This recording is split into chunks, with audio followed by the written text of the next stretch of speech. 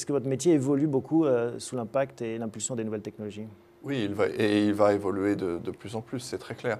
On a lancé un produit auto qui s'appelle Click & Go en février de cette année, qui est un produit qu'on peut souscrire sur le net ou commencer sa souscription sur le net, finir chez un agent général, choisir d'être accompagné par un agent général ou non.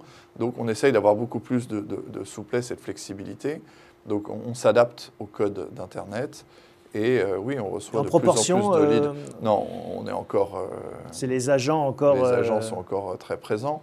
Mais 10 à 20% de l'activité, 10% des nouveaux clients aujourd'hui viennent du net. Un sujet quand même qui a fait un peu polémique ces dernières semaines, c'est dans le projet de loi sur la consommation, si je ne me trompe pas.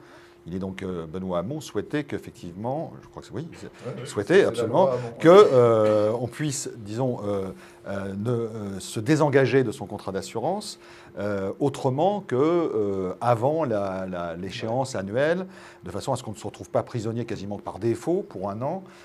Donc là, évidemment, beaucoup de gens sont montés vent debout contre cette affaire avec des arguments qui sont plus ou moins bons, peut-on dire, notamment le vôtre qui était de dire finalement c'est un risque que beaucoup de gens ne soient plus assurés parce que finalement c'est un risque, oui, absolument. Mais l'argument qui vous a été retourné était de dire les gens ne pourront pas se désabonner désadhérer, si j'ose dire, s'ils ne produisent pas un nouveau certificat d'adhésion. Alors, ça ne marche pas. Pourquoi? Mais parce que administrativement, ça ne marche absolument pas, ça ne peut pas marcher.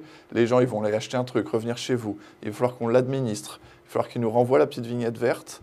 Il va falloir qu'ils nous renvoient leur carte de mutuelle santé. Ça s'est fluidifié dans le marché du téléphone mobile, par exemple. Dans le marché du mobile, maintenant, tout le monde, les opérateurs s'occupent. Oui, il y a des obligations légales. Il y a des obligations légales et réglementaires. On a un rapport dit Berger-Lefebvre qui abordait beaucoup de sujets.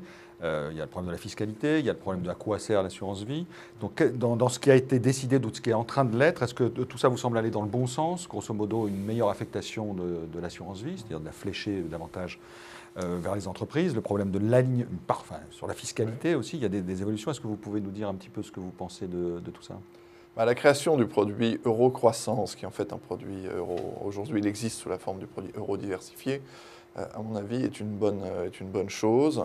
Et plus d'unités de compte, tout ça c'est une bonne chose parce que aujourd'hui on est dans un environnement de taux d'intérêt très bas et encourager les Français à investir plus en actions qu'en obligations, c'est plutôt raisonnable quand on a un horizon d'investissement qui est celui de l'assurance vie, c'est-à-dire de très long terme. Donc ça c'est quelque chose que nous chez AXA et à la FFSA on supporte beaucoup. Maintenant, compliquer la situation en disant on va mettre un seuil à 500 000 € et puis tout ce qui est au-dessus de 500 000 €, il y aura une fiscalité de l'épargne qui est la fiscalité des revenus pour les gens qui resteraient dans un fonds en euros. Alors je suis désolé, je suis un peu technique et je rentre dans les détails. On revient dans des frais de gestion qui vont se complexifier et qui vont se renchérir là.